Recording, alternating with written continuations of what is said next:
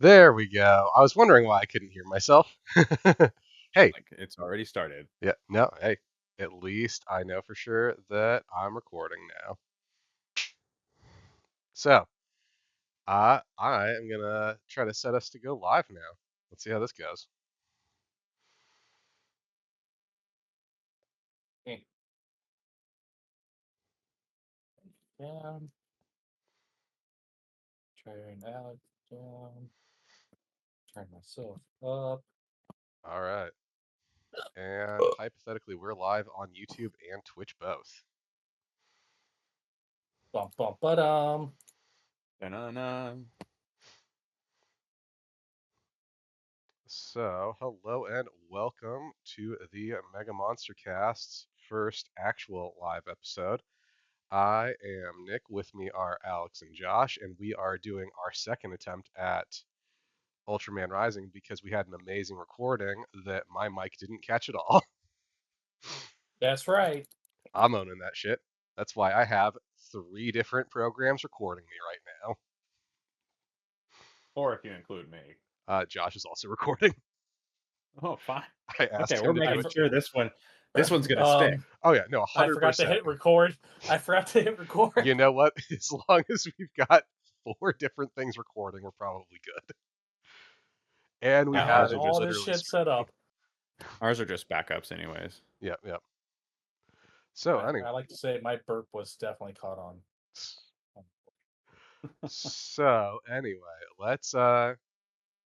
let's talk about Ultraman Rising, the new Netflix show. Last Movie. week, movie, yes. The Ultraman show on Netflix is slightly different. So last week we had an episode where Alex was introduced to the Ultra franchise, as some, hopefully in the future viewers know. Josh and I have been talking about Ultraman Rising for the last month's worth of episodes, I think, but we've been recording Yeah. those longer. So we have a little bit experience on that. Let's just dive right into it. So this was a Netflix movie. It was a So you know it's surprisingly good. got budget. Oh yeah, dude, budget out the ass on this movie. Seriously, like, And you could really tell in the animation quality. I thought it was very high tier. mhm, Well, yeah, that's because it was, industrial lights. yep. That was something in our original recording where we found out as we were recording that it was made by Industrial Light and Magic. At You least in can, in partnership with. And mhm. gotta love me some ILM. Oh yeah, The brainchild of George Lucas. Why not? yep. And like again, this You movie just you screams style. you can't bring up anything Star Wars related right now, okay? We're not I talking about that. Josh has been We're talking about struggling. Ultraman. Nick came into like the voice chat when I was like in a very angry mood. Yep, you were I'm definitely sorry I not missed happy that. with it. I'm sorry I missed that rage quitting on my own life. So Ugh. So let's just jump right into the movie. The movie starts with our main character Ken as a kid. He's playing with his dad, who is Ultraman at the time. Spoiler alert: he doesn't. Well, I mean, he doesn't stay Ultraman, but he sort of stays Ultraman. Uh, so I guess you Ken, never give up the power. yes, Ken is playing with his dad. He's playing Ultraman with his dad, and in the background we have a baseball game. Which, Josh, I believe you said it was the Tigers versus the Giants, right? I think I so. think so. Mhm. So, we have that baseball game, which Ken is also fascinated with, and his dad asks just a massive dickhead question. It's probably the most fucked up thing he does in the movie, which is, which one do you like more, Ultraman or baseball? It because like there it's kind of layered too because he is Ultraman, but his mom kind of Is the embodies Tigers. his love of baseball. So it's kind of like, do you like me or your mom better? do you want this future or this future? Like it's both on like a future professional level and like a do you love me or your mom more? Like If basic bad dad award yep, right if there. we get separated, But which he's one of us are you gonna live with? Yeah, do you want you don't really want two Christmases. I'll give you the better one. Yep. but you won't be here for Christmas because you're fighting a Christmas monster. Yeah, there's gonna be a giant fucking Christmas And see, tree now attacking that's both some of you. subtext that we get later on as well. Fucking just comes out fighting Santa Claus. Santa Kaiju, Yep, yep. Santa Kaiju. Santa Claus. Nope, I don't like the way that's going. Nope. I can almost guarantee that is a Sentai episode, though. That wouldn't surprise me at all. Oh God, You know no. what? I said this in the first recording. I think that this movie is setting the bar really high for no reason. Oh yeah. No, it's obscenely high. Honestly, I'm gonna be you spoiled me on this, and now I want everything Ultraman to be like this. Like I mean, now you might have ruined Ginga for me, and I was into it. so we didn't actually talk about this in the last recording. Josh is making No, a we face didn't. because he knows. So Alex, No, there's fun something fact. different. Oh, okay. So Alex, fun fact. You know that countryside they fight in Ginga? I just Uh, wait a minute. Wait a minute. Fuck you, Josh. I just saw my Discord change. This motherfucker just put in chat who is that? Who is that on the It's left? I Megalon. recognize who is It's it's Megalon. All right, I'm gonna throw this up. In 1 Megalon second. versus Kaiju Yeah. Santa Claus on top of the Yes. Twin Towers. Perfect. This is not okay. None of this is okay. I am here in protest now. Yep. So So no. okay, back in Gingo, where Yep. what were we talking about? So you know that countryside that they fight in the first episode? Yeah, That's every episode. it's just the same backdrop. Yep, it's the same thing. They saved so much money that season. Hey man, if you got a good backdrop, we're just gonna use it. Yep. Hope you don't like Well- buildings. See, so like this is where I wish that we had one of our other compatriots, Scott, in here to tell us about how often Star Trek reused backdrops and set pieces, because I imagine there was a bit of that happening there too. Oh yeah, absolutely. There had to have been. So anyway, we after that we get the kaiju attack that sort of like sets up the family drama for the rest of the movie that Ken is put in this weird place where his dad constantly has to run off to save the world, realistically. But like it's one of those, well, he's saving the world, but like he's missing all these important things for me to save the world. I mean, it's a pretty big trope Mhm. as far as like you get this in cop movies, you get this in superhero movies, where like this is the lifelong struggle of Spider-Man. Am I Spider-Man or am I Peter Parker?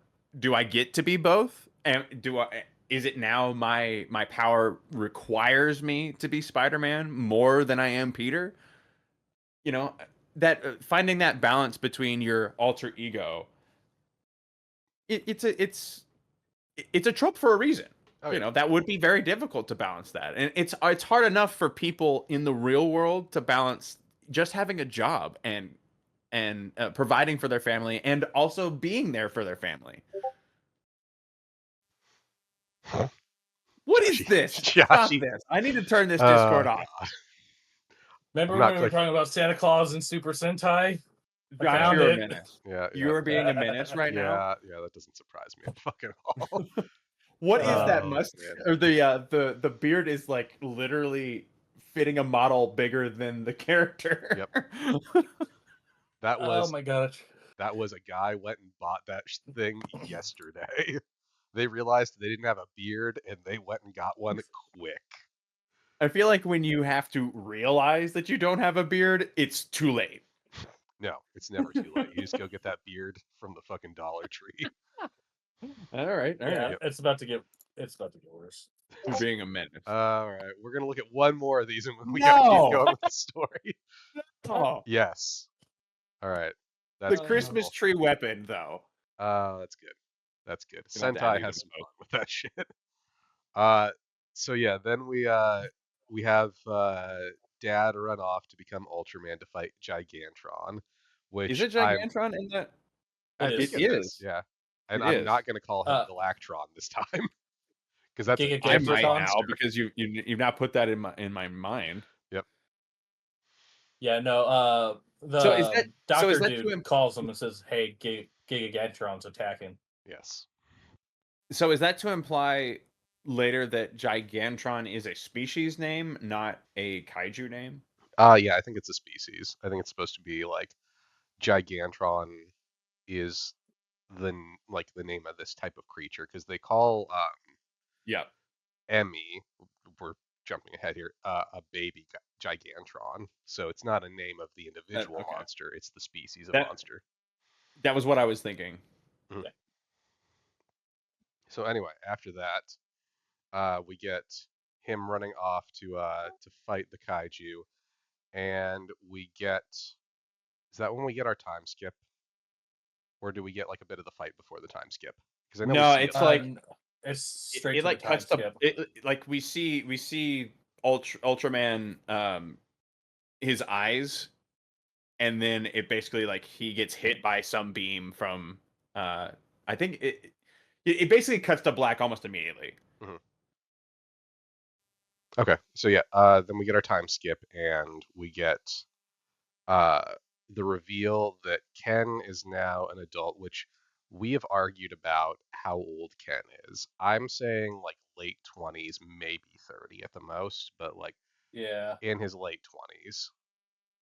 Yeah, I think I'm willing to agree with that. You know, anywhere from 25 to 30.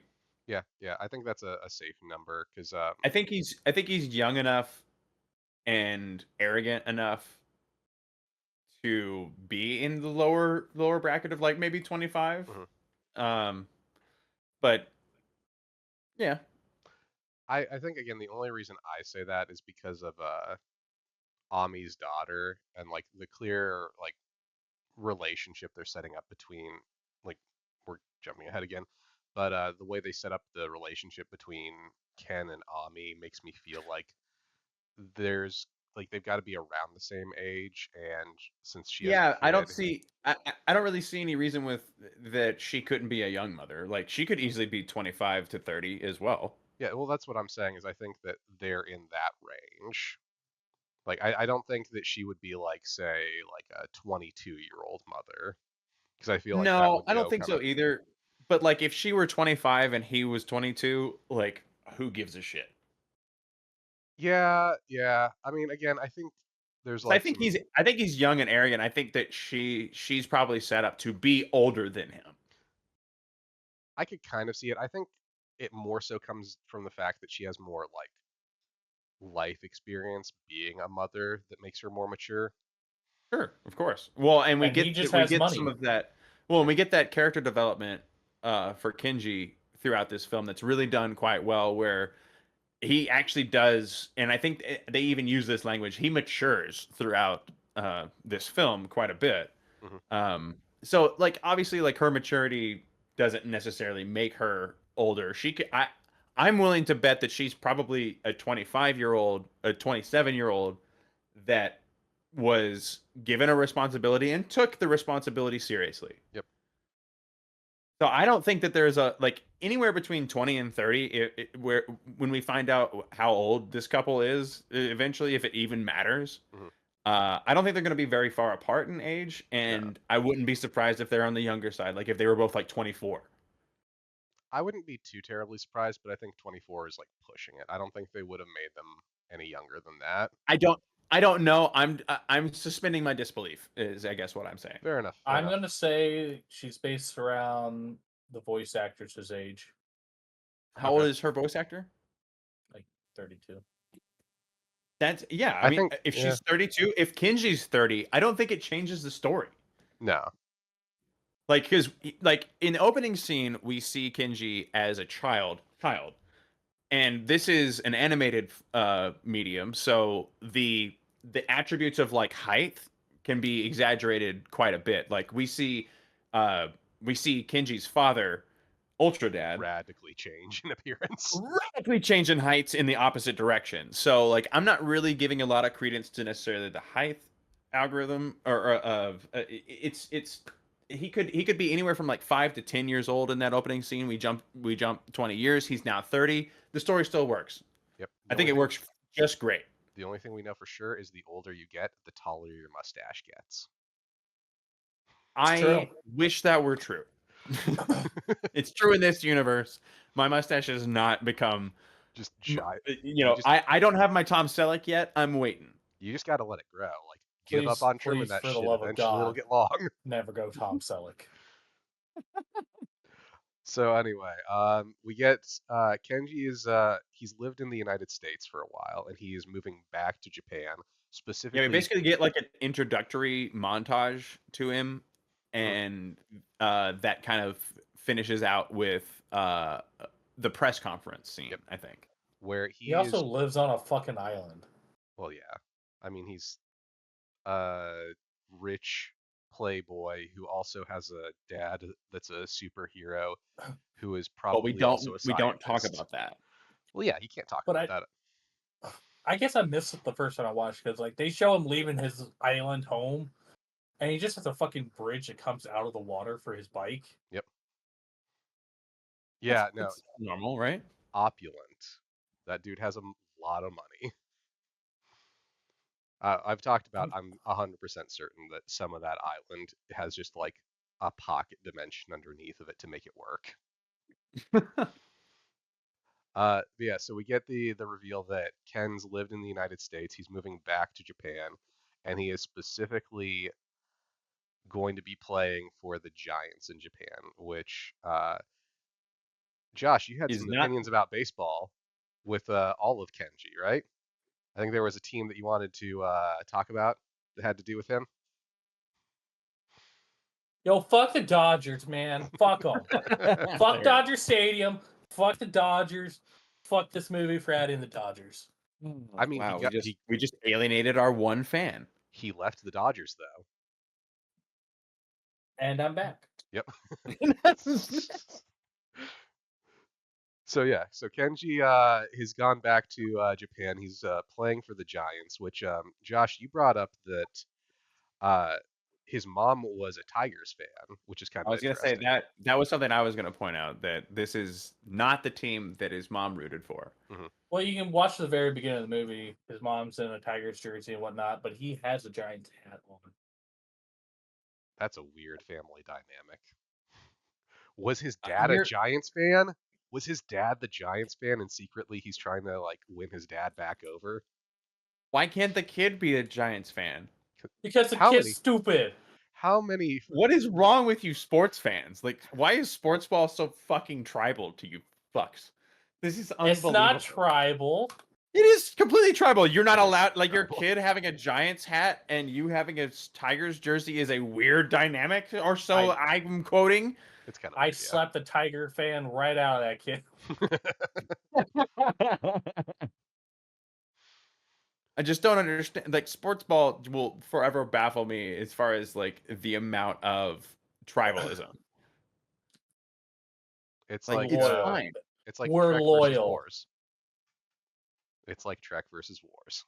Yeah, fuck Trekkies. You're allowed to be a Trekkie. Yeah, and wrong. You're allowed. Okay, fine. You're allowed to be wrong. Just, all right, and this is where we get Scott back in. Yeah, and then Scott's back. Yep. So at this press conference where Kenji is just a glorious bastard. He is so full of himself. We also get introduced to Ami, who is a reporter who is interviewing him. Ami is going to be the love interest for the movie. You can tell because she's a female character with design. And a name. Yep. Because really as we discussed in our previous recording, this film does not pass the Bechdel test. No, it does not. Again, I make the argument that Electron. Not God damn it. Oh, there it was. Yep, yeah, it did. It happened already. Gigantron and Emmy talking is technically passing the Bechdel test. They were talking about dad. It's there. You can't talk about a dude and pass the Bechdel test. They have to be talking about a different subject. I think at one point, I mean, Mom Chio, Emmy was talking about baseball. Chio and Ami are talking about Ultraman. They don't know that he's Kenji. Ultraman. Yeah, You but can't be like, talking about a dude. It's like, okay, you can't pass the Bechdel test by having Lois Lane and his mother talking about Superman. No, it's fine. They did this in Power Rangers. It doesn't mean it passes the Bechdel test. Mighty Morphin Power Rangers, they had the Yellow Ranger who was a female, but the moment she transformed, was a male ranger. yes, that is technically What are you accurate. trying? What is your argument here? This has This is you're arguing a transgender point that is fine, but it has They nothing don't know to do if with the Bechdel Ultraman test. is a chick or not. It's clearly Kenji. Yeah, like we know. Don't. no. When he speaks in his Ultraman form, the fucking normal people, the humans in this universe, hear him. Yeah, you know what they hear? They hear. First of all, that's No. only Blazar. It's more like Shua that they hear. No, they hear his speech because later, spoilers, when he uses the word daddy when referencing Emmy, the people around him gasp. Yeah, At, because they heard curse words. at the same point in time, Chio, when she acts like she's Ultraman, she says Shua, so I have to assume that's what they hear. Yep. That is an Ultraman noise. No, it is said several times in the subtitles during the transformation. Like the little Ami's daughter uses the word swatch like 3 times in the movie, and then it's used by Ultraman in the fist pump scene. Yes, it's also not Yeah. Swatch. They made a mistake. It's Shua. I don't care. That's how the subtitle came out, Well, and it was used several times. Well, they can That's what fuck you get off for with watching that. subtitles. Because Well, file a complaint. I will because I know the noise he's supposed to make.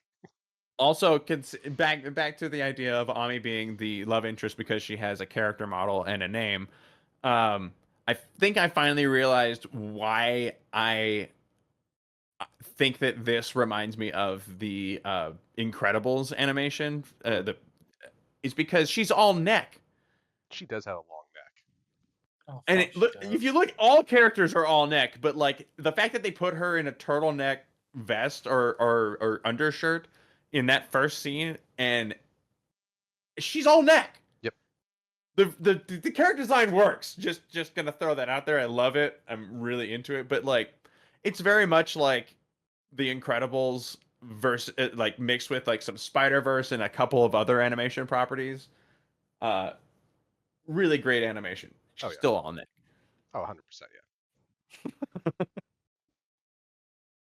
Some people don't have necks. It's you know. Uh-huh. Which, Like, we have a look at character me. that doesn't have neck later on. I am fat. We're going to get a It doesn't character. mean you have to trade in your neck. It does. No. My neck disappeared the moment I got fat. Get a refund. Bitch, you seen me when I was skinny? I We had were a neck both real then. skinny back in the day. Moving on. So, we get the conversation where, not Beautiful conversation neck. because it's a fucking press conference, but we get the press conference talk where Ami doesn't really get why Kenji is coming back, and Kenji can't really explain, well, my dad's Ultraman and he got hurt, so now I have to do this. Well, you see what happened was. My see dad's a now. dickhead. I didn't want to save him, but his stupid giant mustache makes me have to save him.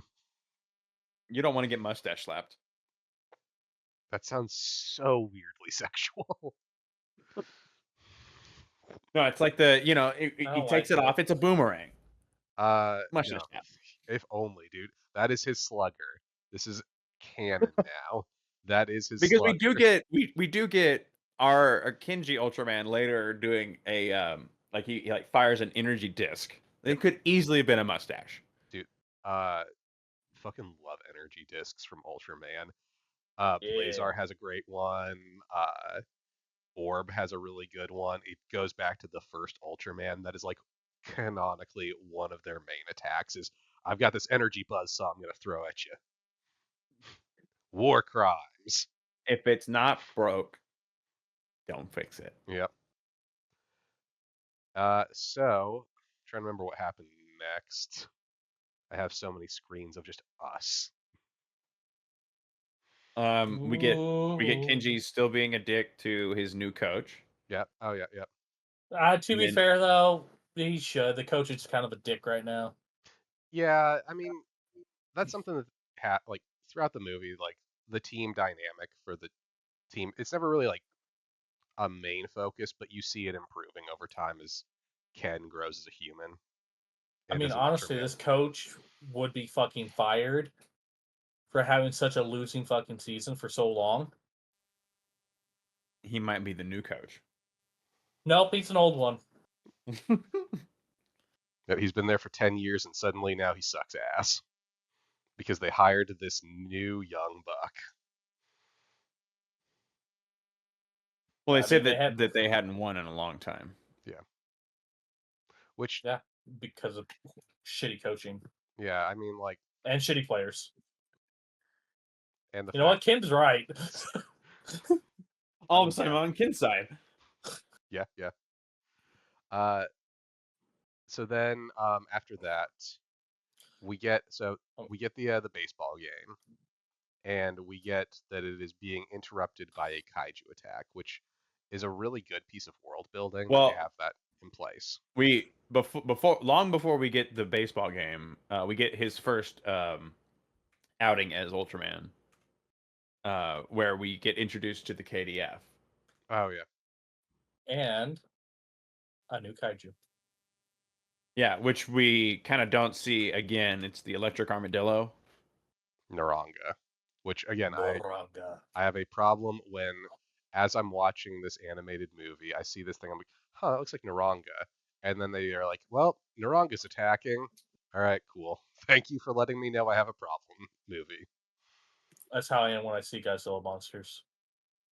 Yeah, and he basically like we see that Kenji's not fitting into his life as Ultraman in in this encounter because he Yep. gets his ass kicked and then literally bails. Yep, just pieces out, leaves it to the KDF. The robot assistant who we have not talked about yet, Mina, who is just a robot mom.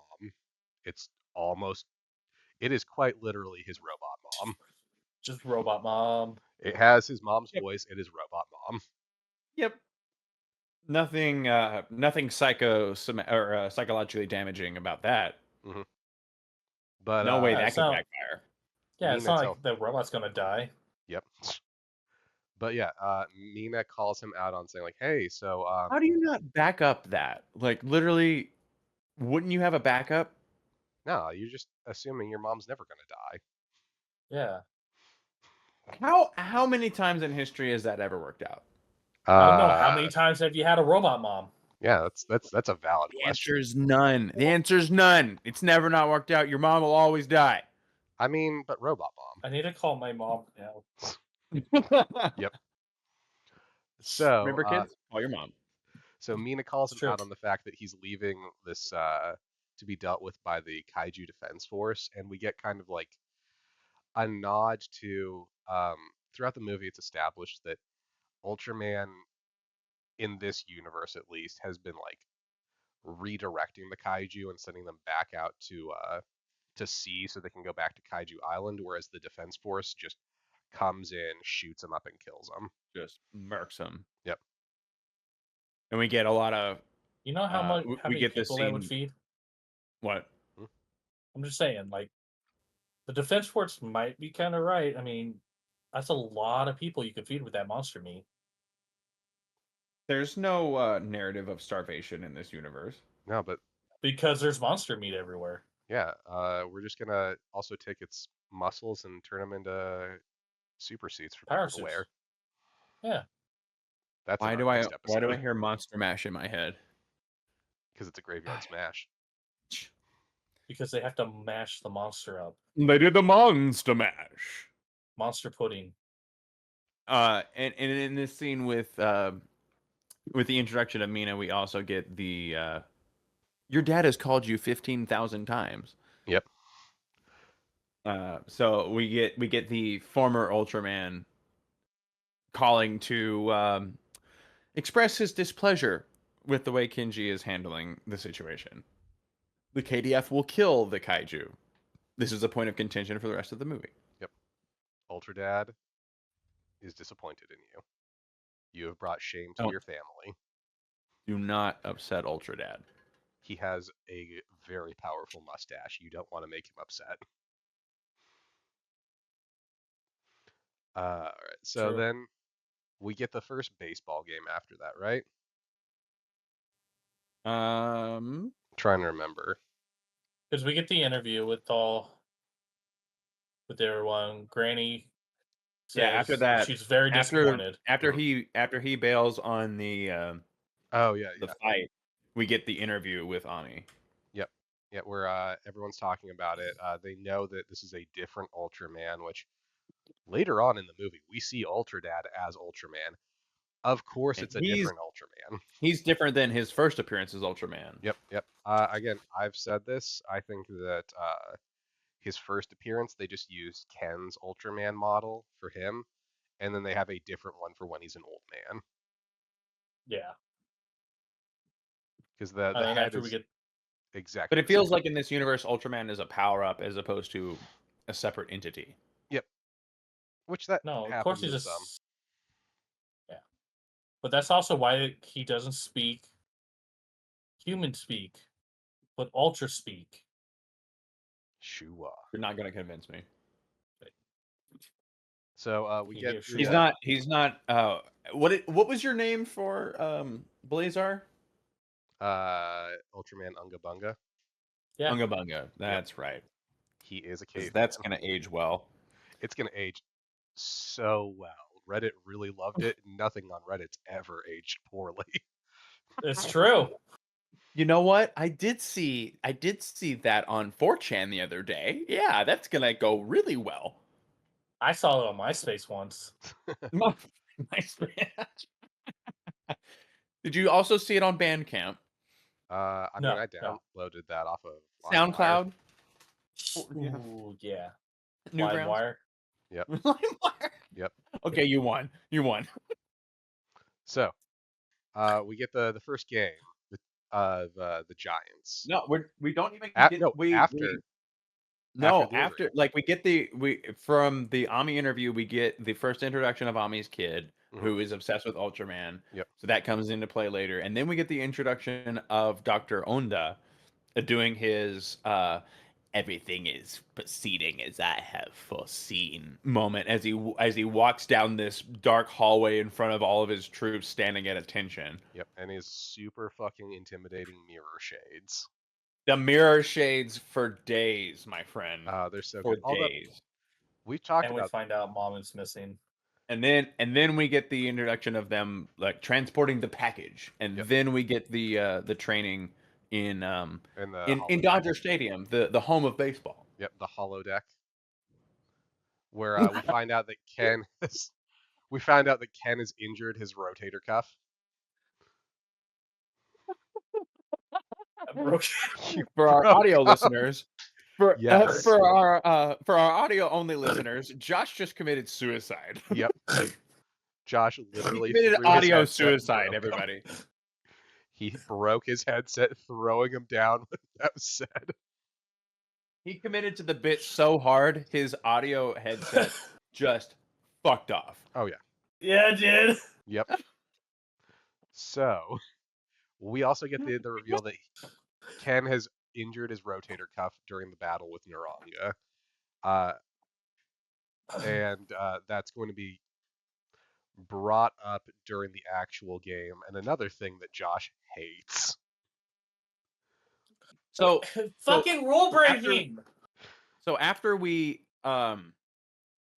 see him exit the holodeck, he opens up his really swag sofa cooler Hmm. and says, "Mina, did you throw out my fancy fizzy drinks? Was Coconut that an water. It tastes alcohol like reference?" fart. Maybe. No, it's It's just got to be energy something. drinks. It's got to be something. Because it's replaced with coconut water that smells and tastes like fart. Yep. Because it's healthy for you. Because And that's that's what his seltzer words, not water mine. is. Because Don't at me. Robot Mom wants him to be healthy. Well, we find out that that's not actually her wanting him to be healthy. That's literally her throwing his words in his face. Yep. Because we see on the blimp later, healthy choices, healthy body. Don't ever do that again. Do that every episode. Yeah, that's how we. Welcome to the MegaMonsterCast. Healthy choices, healthy body. Yep. In the So, freeze frame. yeah. Yep. Just we're done. We're Stream's done. over. Yeah, Yep. yeah. That's also how we end the stream. Yep. Fuck. I'm gonna get a coconut water sponsor for us. Sponsor us, Fart Water.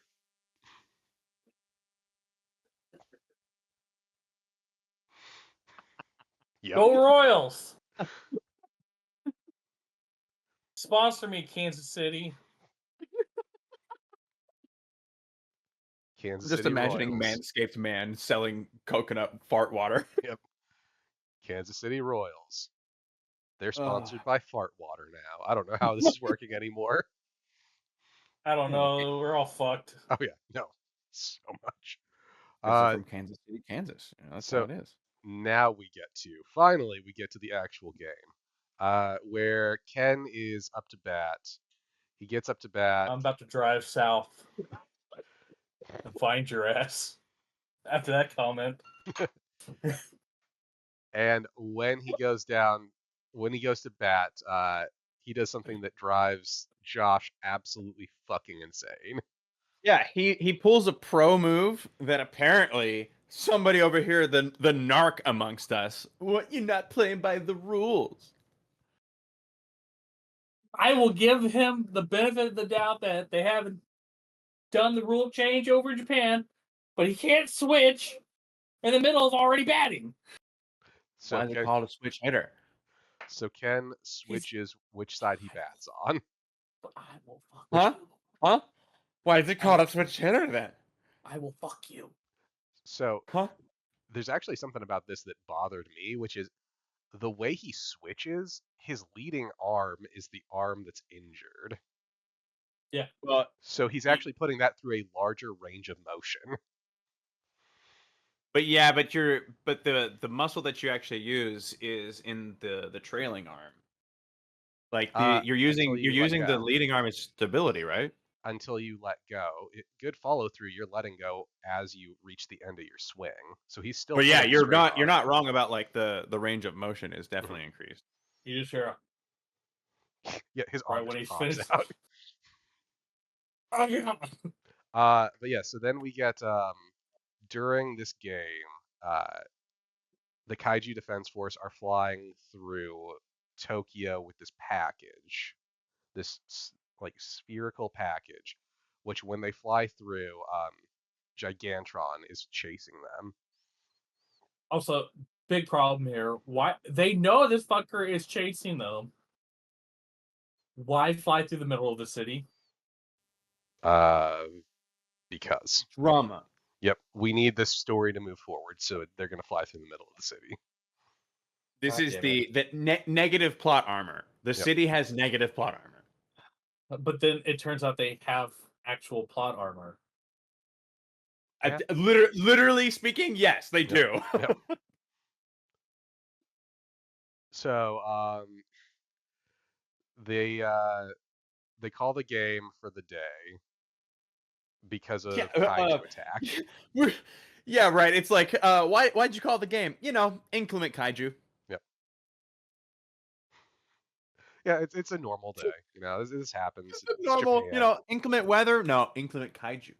It happens. Like Gomez attacked like 3 weeks ago. We just get used to it after a while. Just use a makeup game. You know, makeup kaiju game. Yep. Which, I mean, that's what But yeah, happens. the KDF gets beefed and crashes into the force field around the stadium, and then everybody but Kinji flees. Yep. And Ami notices. And And then that's the moment she finds out she loves an alien. I mean, you're not necessarily wrong, especially with But some of you're the things not that right happen. yet. We'll I'm just find saying out she for doesn't sure. love Ken. She wants that ultra dick. She wants that dick that would literally be bigger than her. Hey man, we're not going Nope, there. nope. We're not going. You're taking it to a real weird place if we go too further with that. No. This is the point where comedy's rule of yes and Yep, we gotta. no. Well, welcome to Mega Monster Cast After Dark. Yep, we're recording this at 3:30 in the afternoon, but it's after dark. That doesn't mean that's when it went out. Yep. I mean, considering we're streaming it, yes, it does. Oh shit. Oh God! So yeah, then we get the fight between Ultraman and Gigantron, right? Yeah, Gigantic Saurus. Yeah, let's talk about the design for Gigantron because I really like it. It's The little a sea dragon. yeah, it's pretty cool. Yeah, I think this is it's supposed. solid. This is an original design for this movie, which I appreciate. This one and another design that they're gonna get that is very, very connected to this one. Fight itself was okay. I think it's mostly just kind of set Not up for really what's a gonna happen. fight. It's like it's really Gigantron fleeing from the KDF mostly. Yeah. But we get the reveal for what the package is, which is an Dude. egg. And the No one saw introduction that coming. of what is going to be the crux of the rest of the plot of this family movie. This is a Yeah. family film. And now we It's get a the baby. child. Just all I There's the like an wish to see the child. Yep. So Ken takes the baby home, and we get this great interaction between him and Mina, where like he wants nothing to do with taking care of this baby monster, and Mina has to basically say like, listen, if you're an asshole and leave this thing alone, if you don't take care of this thing, it's gonna die. It might be the last. I saved it and I've drawn the line. Yep. But it's also potentially the last of its species, and if you don't take care of this thing, there's a solid chance it's just gonna die. And then there's none that's of a them anymore. risk he's willing to take. But she seems oddly okay with the idea of taking her to Kaiju Island until later in the film when it's discussed by Ultra Dad that would just lead to death too. Mhm. I mean, But, like Yeah, Mina's not an infallible creature. yeah, she's just his mom. And Yeah, It's not the same. eventually we're gonna find out that is actually his mom. Yeah, we're gonna take a USB of all of Mina's memories, shove it into his mom's forehead, and then update her. Yeah, update his mom. But no, okay. Yeah, that's what it is. Who's his real mom at this point? His mom or robot mom? Yeah, we're just gonna Robot like mom. push all of Mina's memories into his actual mom, and then it'll be like she was never gone. I don't know that you're going to be able to overwrite Nebula 7B or whatever the hell. Blah That blah must blah be blah very blah blah. exciting. Yep, no, we can't do that one yet. We can't get to the spoilers at the very end of the movie. You didn't even watch that part. Yeah, you didn't watch that part the first time. I We had to did stop. watch it. We had to stop. We had to. No, y'all we had to continued. vamp. I stopped. Yeah, we had to vamp for you. Yeah, we have to redo that part, you dick. Who does this? Yep. Stupid. It's not like that's happened before. It's not like we've had more than one. Just put it in the movie then. It was. It's at the end. Yeah. No. It's like you don't even watch movies. I don't really. Okay, so what happens next? I'm trying to remember. We've gotten off track here. After he gets Emmy to space, Dad shows up. I feel like we're skipping something there. Does Dad show up right away? Because I thought No, we had. his dad does show up and accuses him of throwing a party. Oh yeah, that's right. Yeah. Yeah, because his dad has the ability to give him shit as an adult in at least his 20s, if not 30s. Stop disappointing the family. Also, we get the kind of the reveal on why he's not Ultraman anymore with the crutch. Because Yeah. he's not His Ultraman anymore injury because he's prevents injured. him. Yep. By the way, is that sick ass car? You're not wrong. I feel like all the vehicle design in this is like again, design across the board in this movie is great.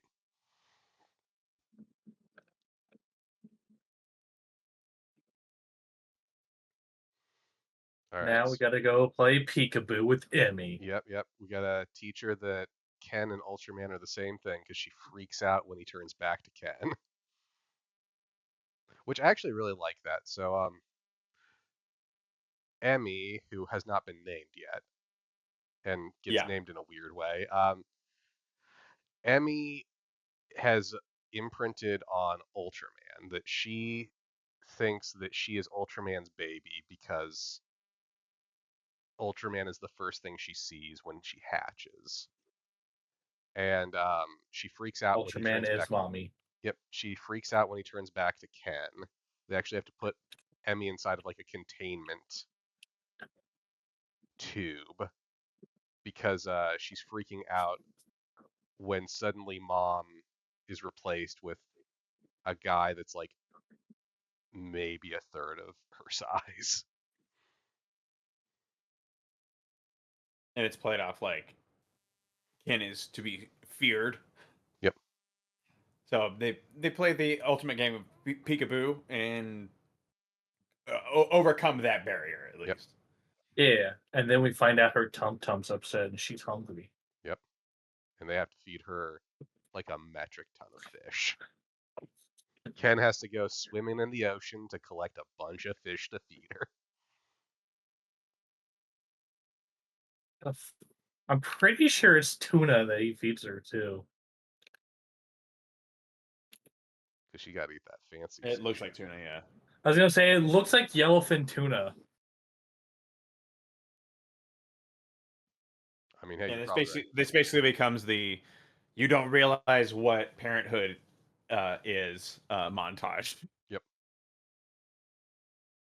And I love that, like, it's not just a montage of like him struggling as a parent, but it's also a montage of him struggling in every aspect of his life because Right. suddenly he went from being like a kind of playboy bachelor, I'm gonna just do my job and do whatever I want in my free time to, well, now I've got this kid that I've got to take care of. I'm not really a dad, but I kind of have to be mom for this. I'm still calling him mom because he's her mom. Yeah. And like we see him fucking up in baseball. He's fucking up as a parent. He's like falling asleep while standing. Just But he is smart enough already to let the robot know not to make his baby an iPad baby. true. Mommy let you use her iPad. You were barely 2. God damn it. Yep. Could you God. imagine a kaiju that's an iPad kid? Okay. I didn't know that I wanted to give up on my I don't- imagination, but I think I do. I don't have to imagine. It happens here. I mean, Literally just a couple scenes later. yeah, but like not nearly as bad as it could have been. In a way, you Look. appreciate it at least. I appreciate the Godzilla dance. Yeah, was it worth it for the bit? Yes. You know There you how much I'll go for a bit? Oh yeah. Before we continue, I need to take a call. Can we do a BRB?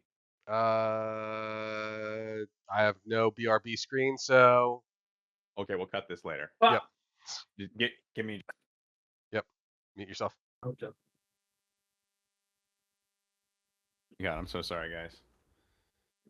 It's fucking embarrassing! I don't know what to tell you. I'm embarrassed too. So anyway, I don't know if you heard, I found a t-shirt that has rainbows and butterflies all over it. And then in the middle it says, burns when I pee. Rainbows and what? Butterflies. Why would you want it to say burns when you pee?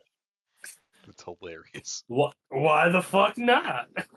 Like, I get I don't know why I don't own this shirt yet, but it's a shirt that has a unicorn dancing across a rainbow and it just says death metal Yeah. on the top. Like, see, that's funny. Letting people think that you have an STI is not metal. Depends on what your definition of metal is. All things that are good. An element? Just Palladium. saying. Too bad it's in my fucking cart right now. Just get the death metal one. You don't. It doesn't I'm have to burn getting when the you pee. fucking 3 glizzies and a moon. You know what? I just all right. You just gotta accept it. All right. So where were we? Oh my god! I found an Ebola shirt. All Why right. are we allowing you to do things? I mean, it could be worse. We were talking about Gunhead a lot while you were gone. I thought I heard Gunhead in the background and was glad I walked away. We were I talking. found what is obviously a prequel series to it. Yeah, it's called Stranger Things. Stranger Things is a prequel to Gunhead. There are characters What? in both of them named 11 that have vaguely defined powers. No. I saw your headcanon theory, Yep. and I don't approve. I've never watched Stranger Things, but I don't approve. Trust me. I fucking Final approve. season, Gunhead's gonna show up. He's in the upside down. Yep. Yeah, Eddie's gonna be dead, but he's gonna transfer his soul into a tank, and it's gonna become Gunhead. So right Yeah. now on the spot, Nick, who was the bad guy in Gunhead? The The child bad with the guy glowing in mouth. Gunhead were the friends we made along the way. That's the bad guy? I can't The think of friends we anyone. made along the way? Is there anyone else in that? I guess like the lady that he was like working with at the start of the movie. The Texas Ranger? No, not her. The other lady, the one who becomes the robot lady, the one who like every now and then she keeps appearing in like the goggles. To be fair, there's 2 antagonists in that film, and you couldn't name either. The other one is that tank that Gunhead fights. Yeah, the back end loader. Yep. The one where it's just a backhoe, but it's like 2 backhoes strapped together. Yeah, that's the other villain. It's the front-facing scorpion butt. Yeah. Well, this has been our talk about Gunhead again. We're gonna do this every stream. This is gonna be such a recurring meme that like, it's gonna be so deep in the archives when we're all said and done. These Gunhead. Welcome to episode 150 of the Mega Monster Podcast. Gunhead. What? It's become part of our lore now. It's part of It's the lore. totally, yeah. This is lore worthy. Honestly, that was lore worthy. I don't know if I've ever watched a worse movie. Oh man, I've watched some I pretty have. bad movies, but like that one was special because I at least knew what was happening in most of the bad movies I've watched. Like I think that actually takes it down the extra peg for me. And God, it had such good vibes too. Is the worst part. Like the designs It were did. all fucking It great. did. Especially like for the time, you had a lot of good elements. Had a lot. All right, Josh, I hope whatever I bring up is okay because it's coming up on stream now. Yeah. All right, sure, sure. Is it wrong that I want that? It's a pretty good shirt. I'm not gonna lie, that's pretty good. I would wear that out. Eh. It could be for context for the audience. I live in a college town, and that would get noticed. Yeah. God damn it. Depending on the part of the city that I live in, people would either think that's amazing or they would fucking hate me. I think the design is cool. Like we're now we're in the shirt rating portion of the podcast. Yep. But that's good art, frankly. Honestly, yeah. You will be sending me that link, Josh. All right, so let's try to get back to let's try to remember where we were when Where we went were on we? when we went Did on y'all, I our have- Gunhead. did y'all go much further than where I than No. No, when I- we just stopped and started talking about Gunhead. Oh, Yeah, no. fantastic. Okay. Yeah, we So stopped we- right with the iPad monster babies. Okay, so we get that moment. We get the montage of Ken being bad at every aspect of his life. Then he comes back one day to the lair, and is in a real bad mood. Mina asked him if he wants to hit some balls, and he's like, "Yeah, absolutely. I'm not crying. You're crying." Yep. And we go back to the home of baseball. And Josh's sphincter visibly clenches. You could see it. You could see it. For everybody who's listening to this, rewind that and watch for yourself.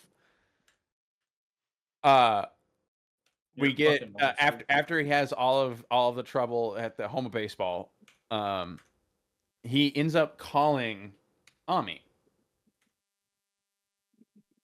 Because she's the only parent that he knows that isn't his dad.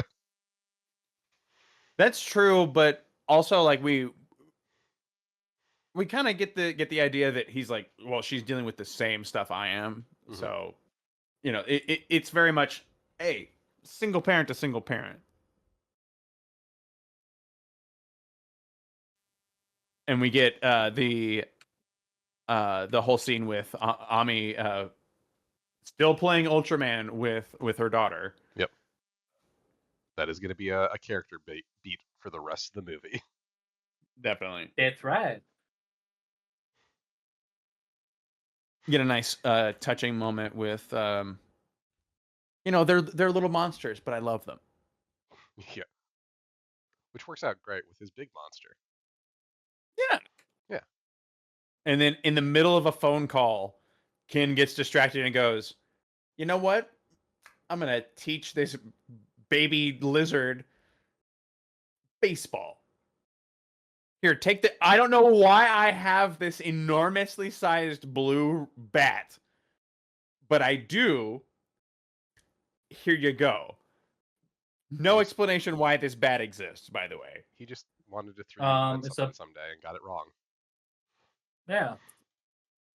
Oh, he ordered instead of an XL, he ordered like a 46 times XL. No, like he Yeah. has like a giant 3D printer. He thought he was printing off a normal sized bat, and then when he got back like 10 hours later, he saw that it was like halfway through a giant one. It was like, well, I got to kind of live with this now. Go. Yeah. How do you think he gets Ultraman armor? He prints that shit. God, that would be so inefficient though. Yep. But it would tie into what I assume Ultraman Arc's going to be like.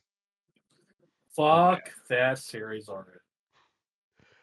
I've got to try to be positive going into that. We're like less than a month out from that coming out. Yeah. Don't kill it before it's even born. Like, come on. Yep. Someone should have done that with the Acolyte, but whatever. Oh, wow. Not this show. So then we get like the baseball scene where he's So teaching bad. Emmy how to play baseball. We're calling her Emmy. She still doesn't have a name yet because he didn't bother naming her. Yeah. If you're coming to this podcast before watching the movie, what are you doing? Yep. We all know it's Emmy Yep. at this point. Moving on. Holy shit, Sammy. Yeah. Oh my gosh, no. Spoilers. Yep. All right. So I'm trying to remember what comes next after that. What comes next after the baseball So scene? in that conversation, Ken agrees to this insane agreement of 5 minutes off the record versus an entire interview. Mhm. Yeah. No one would agree to that. No. But it's sweet. And then wants to- we get the date, the interview date Mhm. at the really high end restaurant. Yeah, because he wants to show off to the pretty lady with the Elastigirl thighs. Oh, and the what's the Elastigirl neck? Yep. No, she doesn't have that long of a neck. It's the Are assistant you lady. serious? I think the assistant what's his name? She looks like Edna. Edna Mode. Yep. Now I was gonna say that I think blonde you I assistant think I think has you're the longer insane. neck. The blonde I think assistant you're has a insane. longer Are neck. you serious? I'm just saying the blonde assistant has Look- a longer neck than her. Look at that.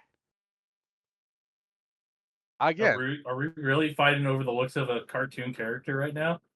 It's great, I'm just saying but yes. she doesn't have an Elastigirl neck. She has the same neck as that blonde assistant for Oh, the silver-haired assistant yeah. from She has from Incredibles 2? yeah, she has It's a long a- neck. Oh, she does. She Yeah. does though. Yeah, Like yeah. it's a framing device. Honestly, Mhm. it lends to the whole slender build of the character model. It works. Like during the film, you never go, "Wow, she's got a weirdly long neck." I thought that once actually. It's part of the art style. I thought it once. But But I I got mean, over it pretty quick. but it's not like wow, that takes me apart. It takes me away from the character. Mhm. But like, And here I'm saying she looks like that one lady from Despicable Me. You're not The wrong. one that Groove starts fucking. All right, yep. all I'm thinking of is ZZ Top. She's got neck. She knows. Yeah. No. She's gonna ultra use that neck. Ultra neck. Yep. I'm trying. I'm done. I don't want to be a part of this anymore. That'll happen once an episode, guaranteed. Yeah, no. This is the part where I establish that I quit. Yep. I quit the podcast. Yep. Comes back 5 minutes later to record Kaiji number 8. Of course. So we get that interview.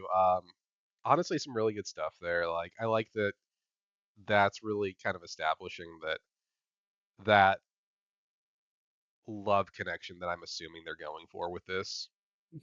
Like she's clearly the love interest. This is the date. Ken gets to show off that he's a man of wealth and class. Yeah. Well, I don't know if I took it as like wealth in class. I almost took it more like because they pay attention to or she pays attention to, well, how did you know about this place? Well, it's an old family spot. So I didn't take it as necessarily like a high class joint, more like I'm cultured. Yeah, he's classy. Like I'm not actually foreign to this environment. This is me coming home. I do actually belong here, and I can find it. It kind of felt like a hole in the wall spot, Yeah, as opposed to like a sushi restaurant that you'd find here in the States per se. he's a classy bitch. That's what we've learned. Yeah. We found an anime. Oh, The Skull Gunhead. No, it's not. I reject called- the premise. It's called No Guns Life. It's about a guy who has a gun for a head. You can also check out Chainsaw Man for the gun demon, who also has a gun for their head. Well, I was told that Chainsaw Man's actually good. Chainsaw Man is really fun. It's only got one season, 13 episodes. Wouldn't be a hard commitment if we want to try to knock that out sometime before season 2. And then there's the manga. And Josh, we're all traumatized for what happened. I have not read the manga yet. I've been catching up on the JJK manga.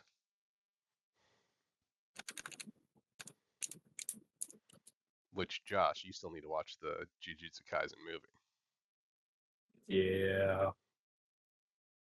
It's only an hour and 20 minutes. Dude, I watched it in theaters. That was a fucking blast.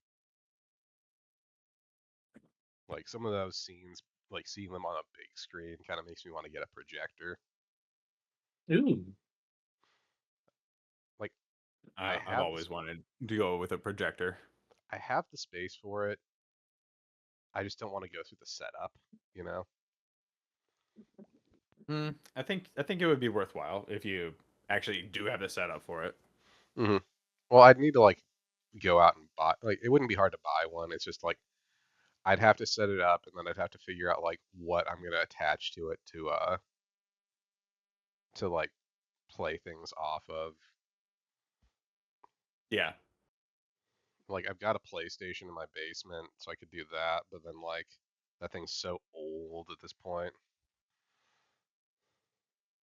Anyway, let's get back to Ultraman Rising. We were talking about the date. Did we get past that? Yeah. So on the date, like we get him revealing a little bit more about himself to Ami. And then through all that we get cuts Acid to reflux.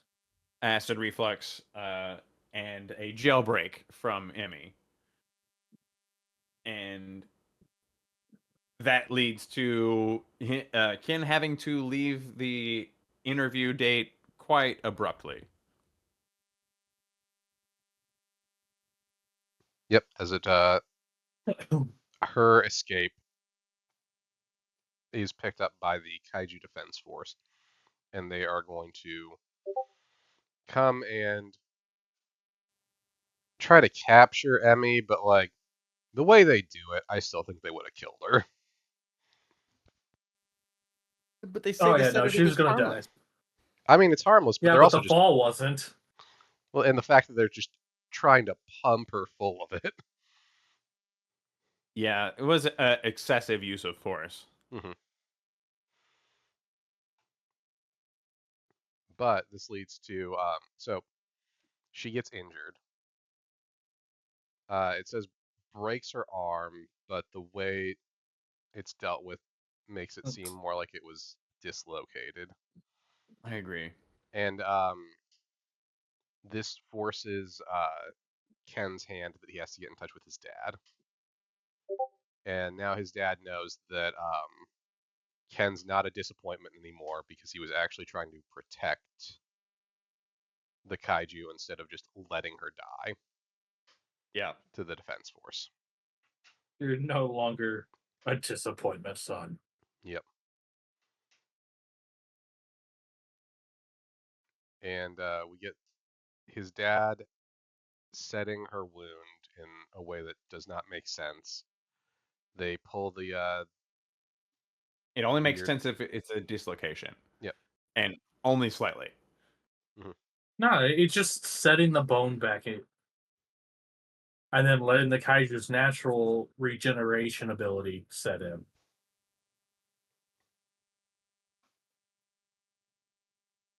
Which, you know, we kind of hand wave over that a little bit, but yeah, that's probably a little bit of a factor. Do we get the montage after this of Ken not being a fuck up anymore? Or was that earlier? Yeah, he's starting to mature.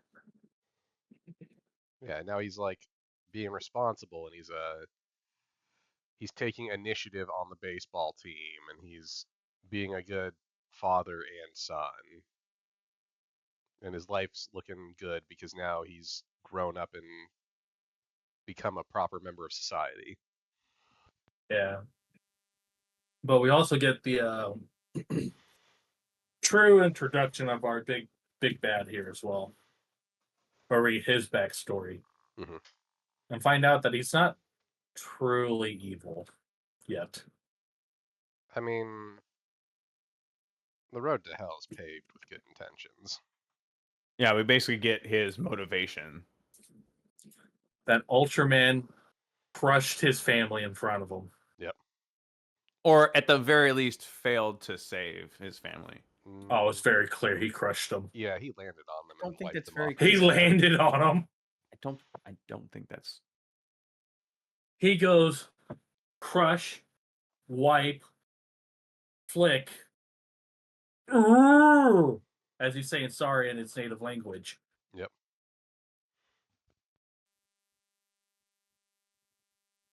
I don't That's think how it that's related. happens. Rewatch it. I'm literally looking at it right now. Yeah, and you're watching the PG version. I'm not. Yeah, there's a rated R version of this movie. Oh, Somehow. This family movie on Netflix has a rated R cut that only Josh has watched. Yeah, because it literally cuts to static. There is no crush wipe scene. There is that here, like later on in the film, where you find out Ultraman does actually crush him after being knocked into the building.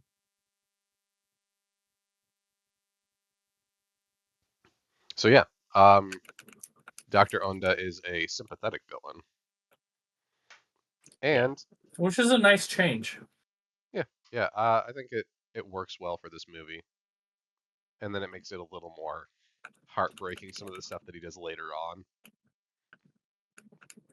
Yeah, he literally gets to play the heroic sacrifice as the villain. Oh, that was such. I'm gonna be honest. That moment is fantastic in my opinion. Like a lot of this movie is very earned. And yeah, we said that in our first run through. This really stood out to me because of that. Like everything felt earned.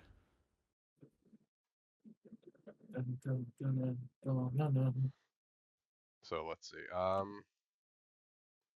Is the next part where we're introduced to Mecha Gigantron? Almost said Galactron again because I fucking have that So thing on close. my brain. So close. It's just Yeah. such a dope kaiju design. I gotta put that in chat at some point. But is that the introduction of Mecha Galactron? God damn it, Gigantron that comes next. There it is. Yep. Yeah. Yeah, it's right after we get the backstory and his sad crying eyes, and he has to put his protective wall up, which are his reflective glasses. Mm-hmm. And then we get the montage Yep. where Emmy gets Ultraman armor floaties. That don't float. They We float don't talk enough. about that part. They float enough. And then we get one of the saddest moments, or most heartwarming moments, depending on your view, of Ken and his father walking into Daddy's home and finding out he never stopped looking for his mother. And that's why Emmy is named Emmy. So we didn't really talk about this, but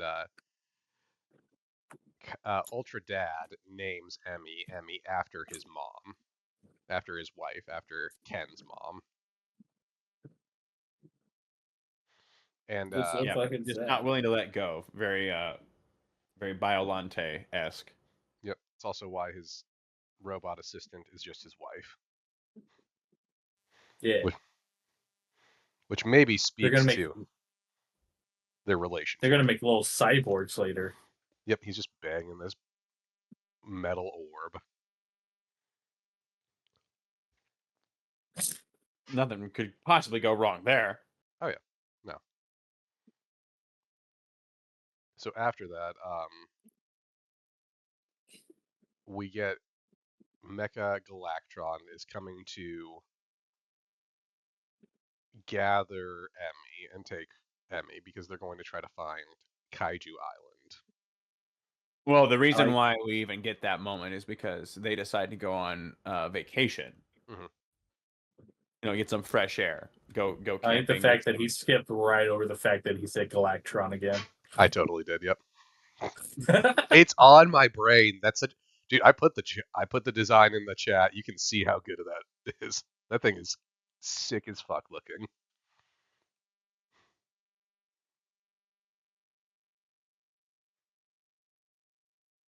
But yeah, so they go camping, and when they go camping, they are attacked by Mecha Gigantron.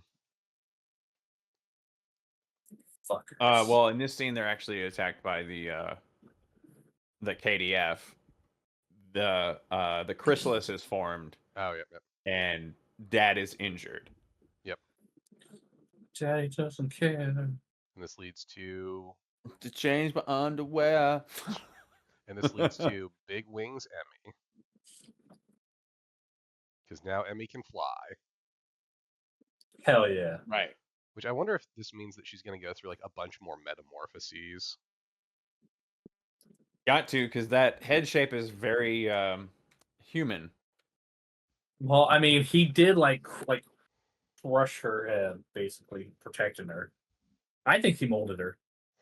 It was going to shape out eventually, but he's like, nope, keep it like that. Yep, just he's reshaping her head to make her look more human. It's going to be like tying a off horror her skull story. in some cultures. Yep. God. All right, so now is when we get the Mecha Gigantron, right? Yes. The attack. Well, attack. Air quotes. It's coming to get it.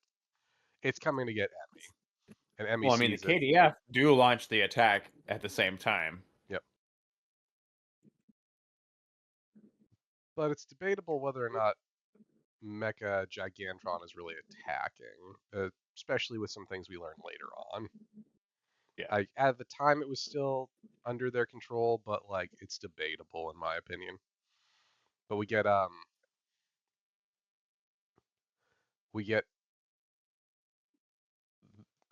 Emmy sees Mecha Gigantron and immediately is like, "Oh, that's one of me. I should go over there." Fuck the fact that I've been raised by this man and his dad and robot assistant. Fuck the fact that I imprinted on this ultra being.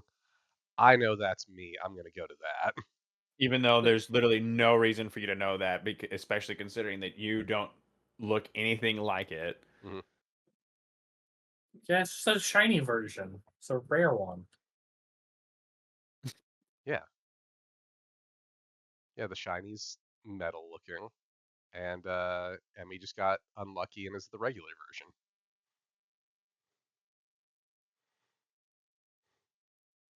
Yeah, so Emmy Those are pieces the odds. So Emmy pieces the fuck out. Fight ensues. Correct. And we get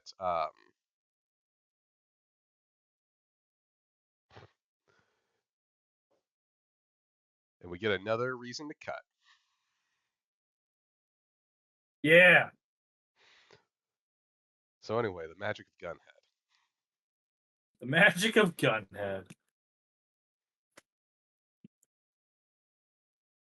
Do you have time to talk about our Lord and Savior Gunhead? Gunhead died for your sins. He got you 15 minutes. You have 15 minutes of being blessed. Yep. That's more than most people get. You should be happy that Gunhead decided to grace you with 15 minutes.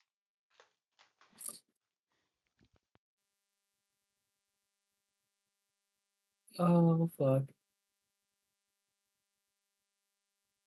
Gunhead, Oh, who shit. supposedly cannot drive himself. Sorry, this has just been a nightmare. No, that's cool, dude. We're just vamping about Gunhead at this point. All right. Well, anyways, we get the attack on Kenji and the home base Mhm. through missiles and all that, and then we get the very very heart wrenching goodbye from Mina. Yep. Gives you all the Where he's feels. like, "Go get our girl," Yep. and then she's like, "Ugh, Then she 404 error." It's okay. Just back me up on a fucking USB thumb drive and we can jam it into your mom's Why wouldn't skull you have later. that backed up? Exactly. Yeah. We'll jam it into your mom's skull and then I'll be your mom. Then we have a whole nother discussion. Thanks, Robo Mom. No, I'm just mom now. Ken's like totally cool Thanks, with this. Mom. We are one. Oh shit. The power of one, the power of two. Movie gets Fuck the super rest of dark. that saying. The movie gets super fucking dark. Yeah, the sequel is gonna be way off the tracks. I mean, it's probably going to be an Ultra 7, so there's going to be war crimes. Yeah, no, Ooh. we don't, no, we don't like that. Nah, Who the Ultra fuck 7 says gets we away with don't? war crimes. It's Ultra 7. He can do any war crime he feels like. He's got carte blanche. Oh, jeez. He earned that shit with his fucking blade attached to his head that he just throws and controls with his psychic abilities. Whoa, whoa, whoa, whoa, whoa, whoa, whoa, whoa. So anyway, back to Gunhead. So remember that time that Seven just openly accepts that he's going to die, does not try to get away from the jet boosters at all. I forgot his name was Seven. Yeah, no, they're only numbers. They are not people. It's They're 7 and named 11. after the fucking gas station. Yeah, no, like 7-Eleven's a huge fucking deal in Japan. Like 7-Eleven funds so many things in Japan. Like that is a big thing there. Like they you get like nice fancy shit at 7-Elevens. Like you can buy like decent sushi at them. You can buy like a lot of your day-to-day like expenses. Yeah, they 100% helped fund Gunhead. God damn it. Yeah, no, 7-Eleven. That's why they're named that. I'm upset, but like, yet thrilled Oh about yeah. all of it. I should just take like all this vamping, cut it into its own separate video. It's just us talking about Gunhead again. We talk about Gunhead again. We should talk about Gunhead as much as we do about Earth Garon. Dude, like, I mean, honestly, Gunhead earned it at this point. Like, Earth Garon's so good and Gunhead is so bad that it, like, it's almost like opposite ends of like a sine wave. Uh, uh, All right. Sorry about that. Nah, you're good. We were just talking No, about you're how good. the kids in Gunhead are named after 7-Eleven. Didn't we bring that up in our recording? We did, yes. yeah, I think so. Yeah. I thought that there was reason behind that. Oh yeah, no, 7-Elevens are like a super big deal in Japan.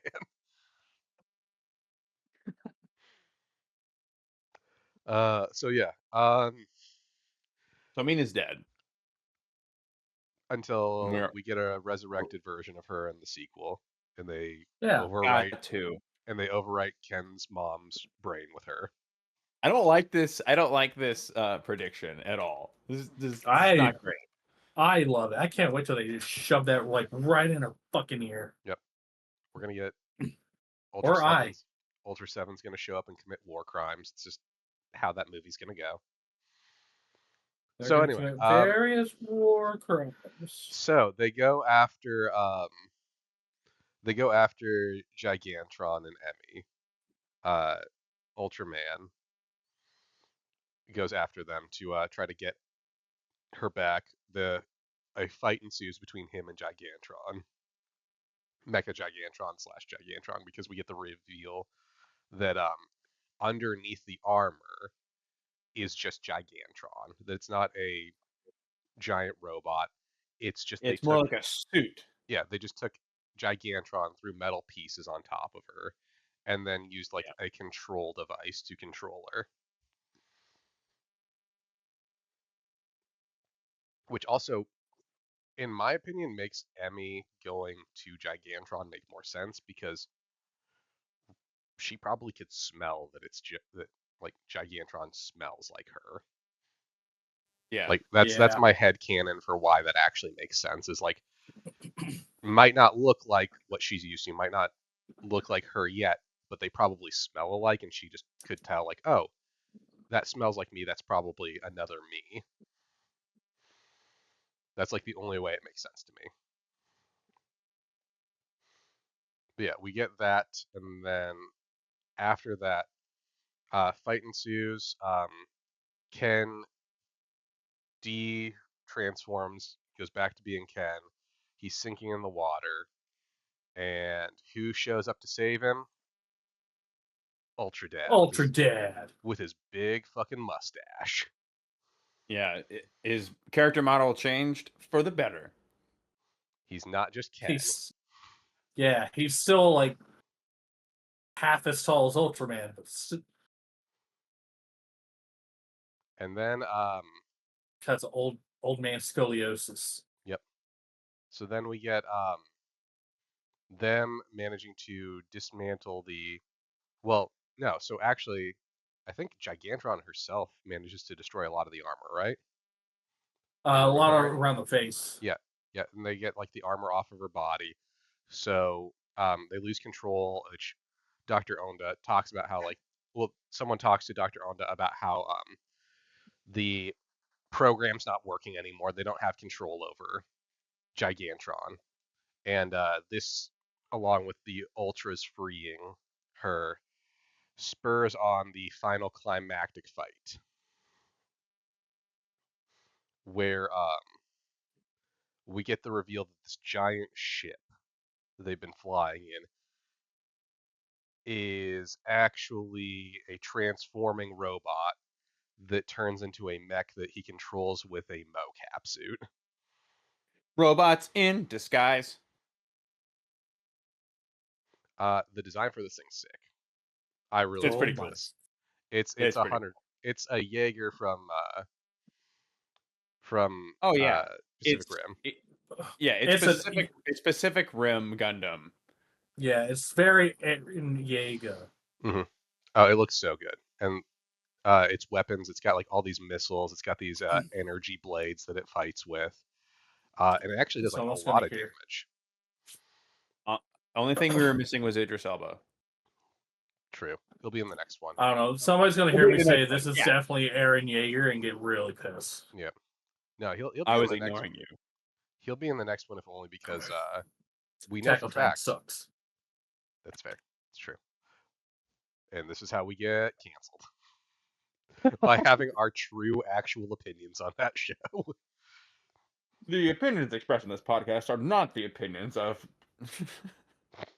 Are not the opinions of the majority of the podcast. Yeah. Are not the shared opinions of Mega Monster Podcast LLC. Yep. But no, so we get the what I actually really liked was this big mech thing is able to hurt Ken. Takes its energy blade and it like slices pretty deep into his trap, like down to the shoulder, down to the clavicle. Yeah, that was a pretty good blow. Mm-hmm.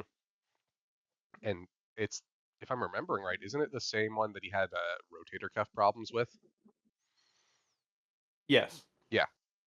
Yeah. So he's like just out. That's just compounded injury right there. Yep. He can't use his arm anymore. He's just done.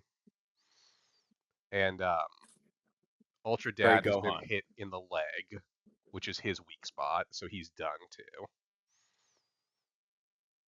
And oh yeah, that was something we didn't point out last time. Is like you targeted this man's crippled leg and then you stomped on his knee. Yep.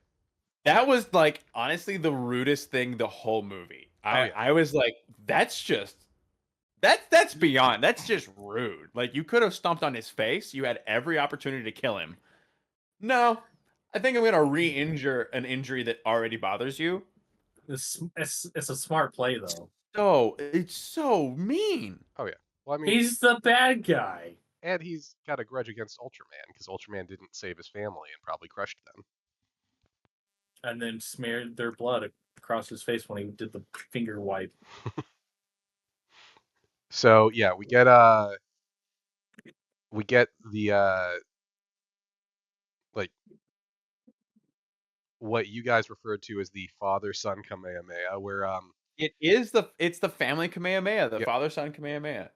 where each one of them, like neither one of them can do the Ultra Beam on their own right now, but Yeah, we get Kenji doing the top Yep. part, and then his father bringing around the side. It was Yep, and great. I'll they, show you how to be a real man, son. Yep. Then they fire the beam. The Gigantrons do their like energy shrieks, and It was acid reflux and then controlled chaos. Is Yep. how I'm choosing to see it. yep. And then they manage to damage the mech. Dr. Onda knows that, well, there's nothing else I can do now. I'm gonna blow this motherfucker up and take half of Japan with me. Yeah, which literally Not again. took him from a much higher status in my head to now you're just the villain. It's Now you're a dick. it's the sunk energy fallacy. He's put too much energy into this. He needs to see it through to the end, and the end is nuking Japan. Yeah, otherwise they bring dishonor into his dead family. So he manages. So he sets off the explosives. There's a countdown. Ultra Gunhead Death. comes in and gives him 15 minutes. Yeah, it gives him 15 stop minutes to it. get out of there. Yep. Our Lord and Savior Gunhead. 15 minutes. That caused him to quit. Yeah. Yeah. Podcast. Yep. It's happened twice already. So no, Ken jumps over to set up his energy, like his force field around him and Dr. Onda to try to prevent the explosion from like doing any serious damage. Explosion in 3 seconds. You have 15 minutes. And like that moment where he jumps on him, like you get this look in Dr. Onda's face, and it's kind of like oh, I might have made a mistake, but I've already committed to this. Like there's such a complicated expression on his face as he's just lying there in this mech that he's decided to nuke Japan with. Like it's pensive. This look on his face. I think this is the worst decision in the entire movie because like I feel like this decision was made with we need a heroic sacrifice from Kenji. Yep. Whereas his entire Dr. Onda's entire character development was based around all of you have experienced loss, whether it be family, friends, loved one, and he gives this whole thing, I too have lost family and friends. And then literally the first thing he does when he loses is I'm going to kill countless of my countrymen. Yeah, it's definitely the weak spot. So they have a reason to fight kaiju. Yeah, no, he's just making sure that everyone wants to fight. Dude, the KDF's going to get more funding. I'm this close to making this distraction and discussion again. This close. That one doesn't exist. Ha ha ha ha ha. Oh, wait, it exists in my head, and that makes it real. Guess what, Gunhead? Yep. So okay, so if you're gonna create terrorists by killing people, you're gonna create more. See what you did? You can't do this. You can't just go like, oh yeah, no, I'm gonna kill countless of civilians and create this uprising army. You literally just galvanize people against you. Yep. Oh yeah, no, I'm destroying this terrorist amongst you. Oh, did I happen to kill your mom, your child, your aunt, your uncle? No, I don't expect you to be upset at all about this. No, of course not. But to be fair, people are just going to think the kaiju did it and killed. I think they could see the feed of the mech suit, like This is clearly. All- I doubt this is the first Jaeger that's ever appeared. No, this is the first don't know. Jaeger ever. But Yeah. they definitely saw Ultraman form a giant bubble over him and then make an explosion. I just don't think it was. It really undermined a really good anti-hero villain character. Like Yeah. like this decision would have made sense if you had made the character evil, but you took efforts to have the character be human, to be sympathetic. And then he like his exit strategy is kill the people that he is going to protect. Okay, he was never a good person. He was never a good anti-hero. He was always a villain with a lie. I think it was more on the lines like he definitely needed to see this through. He wanted Ultraman dead. Yep. Ultimately, it came down to he cared more about getting revenge for his family than he cared for anything else. Which I think puts him squarely in the villain category for your Right. actions. Oh yeah. But kind of in the anti-hero category for like the story that brought you there. You could have just made him an anti-hero. Like it could have been the and now I'm defeated moment, as opposed to, okay, cool. Pulls the pin, I'm gonna take you with me. But if they kept him alive, he would have just done it again. But that's Batman. That's Yeah, and Batman's wrong. That's not what we're discussing, though. Batman should have fucking killed Joker so many times. And to be fair, on the other side of that argument too, like Batman's also wrong because he just beats and maims people and then leaves them in the street. So he's not really a great guy. But he like, kills fucking people inadvertently. I mean, beating people to death, basically. So yes, it's no, it's definitely the weak part of his characterization, but we got to keep moving because we've been recording for like 2 hours and we got to do another episode after this. So, we get that the reveal that Ken survived the explosion. They go to take Emmy to Kaiju Island with her mom. The island looks like the one from Godzilla, because of course. Yeah. And then we end the movie. And then we get the post credits where it's revealed that Ken's mom is alive in the land of light. Otherwise known as Nebula 7 something, right? M78. M78? Yep. Which is a callback to where, like, the original, like, no, I shouldn't say that. Where most of the original Ultramen are from, and every now and then another one comes from. Like, that's where, like, over half of Ultramen are from. They're from that specific nebula.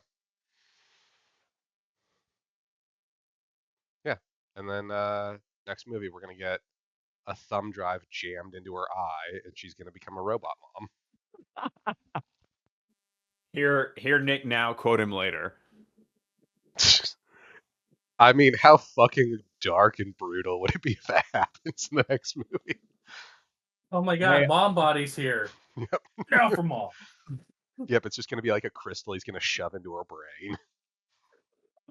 I'm just imagining like like literally from the pilot of Ginga, that kind of energy where he's like flying across the screen. He's just like, Nolan,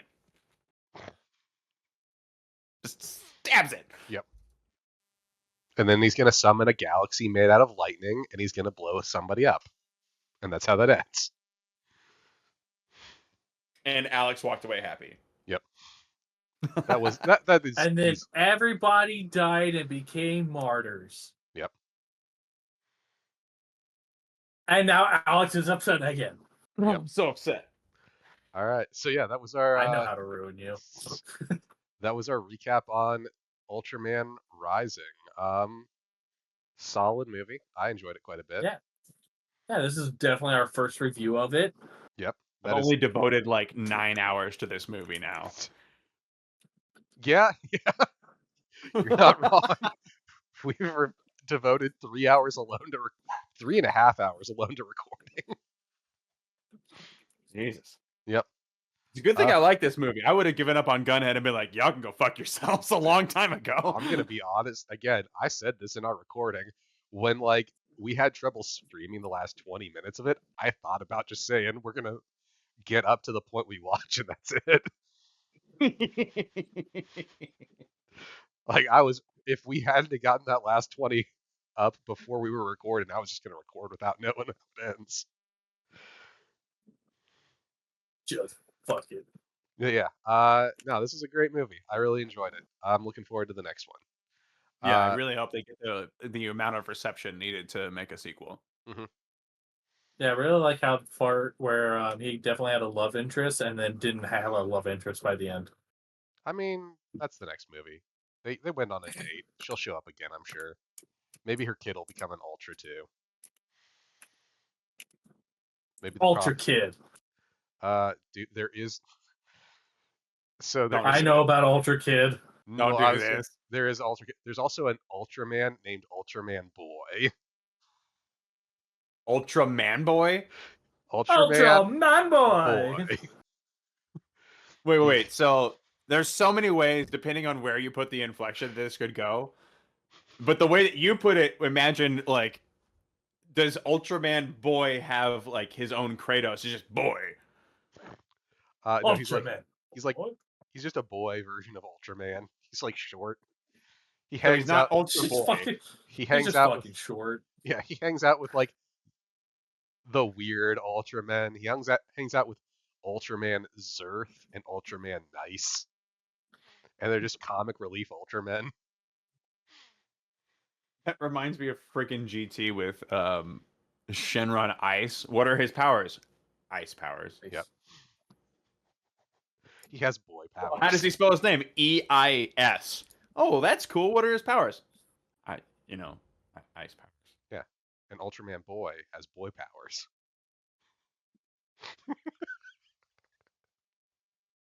Rapidly going through puberty? What are you talking about? No. He's the friend to all kids. Yeah, he's the friend to all children. I'm done. I quit the No. podcast. He's Yeah. friend to all turtles. Yeah, I quit the podcast. Yep. That was too far. yeah, no. All right. So with that, we're gonna call an end to this episode. This will probably go up after our Kaiju number 8, 5, and 6, but we're recording that next. So people that are watching the live stream version of this, you're gonna see all the shenanigans. Well, joke's on you. I haven't watched 5 and 6 because I've been fucking dealing with my bullshit all day. Oh, okay. So you're not gonna be on that one. Yeah. So we can either resume this in an hour, Okay, or I'm fine we with can that. wait till tomorrow. I'm fine with doing this in an hour. I have not. I've literally been on the phone for 5 hours today, and I've been Dude. awake for 8. Dude, I get it. We can do it in an hour. I'm gonna stop the recording and the stream, and we can do that in an hour. So, yeah, we will be back All right. with My Kaiju number 8. copy